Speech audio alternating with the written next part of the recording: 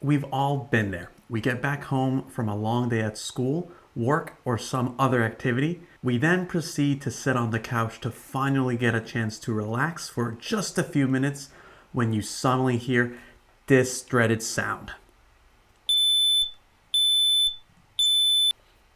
But you're so tired that you decide that this dreaded sound is something you're willing to deal with for weeks or months on end. But I'm here to tell you, you don't have to live this way.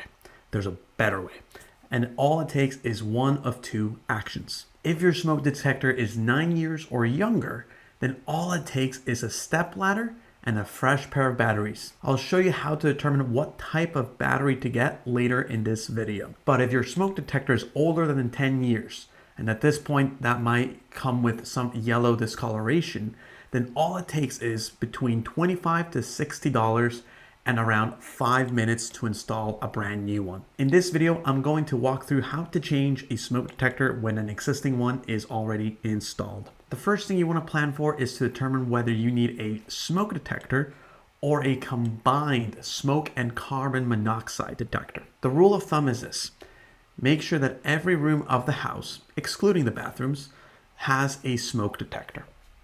Second rule is to make sure that on every level of the house, you have a carbon monoxide detector. Now, in this video, I decided that the living room was a perfect spot for me to install a combined smoke and carbon monoxide detector, given its proximity to the gas appliances in the kitchen. This is the only carbon monoxide I will need on this floor.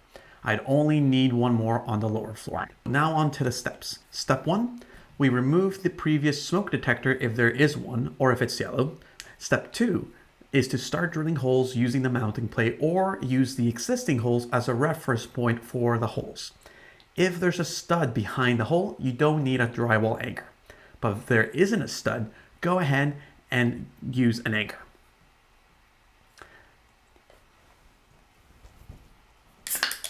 We're gonna wait for the video to catch up here. Enjoy a cold brewski.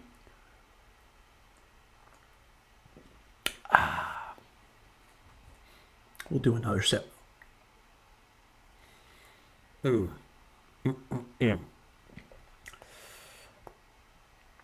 Okay, on to step 3. If you use drywall anchors like I did, hammer them in gently so that it's pretty flush to the wall. Next, screw halfway in the 2 screws that came with the kit you bought and place the mounting bracket over them.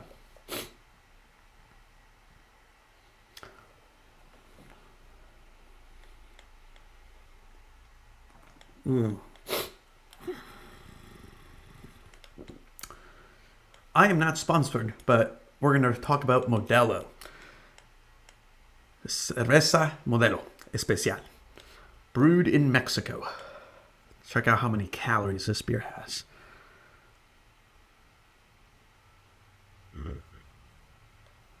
Doesn't tell me how many calories. It's probably not great. Step 4. Now that the mounting plate is over the screws, go ahead and finish screwing the screws in so that it grips the mounting plate. And the last step is to insert the batteries and test that the detector works before finishing up. Try to say that 10 times fast. Test that the detector works before finishing up. If all you needed is to replace the battery, this step is how you would check what type of batteries you need. Take those old batteries out, take them to your nearest Home Depot, Walmart, or any store nearby, and buy the same type of batteries.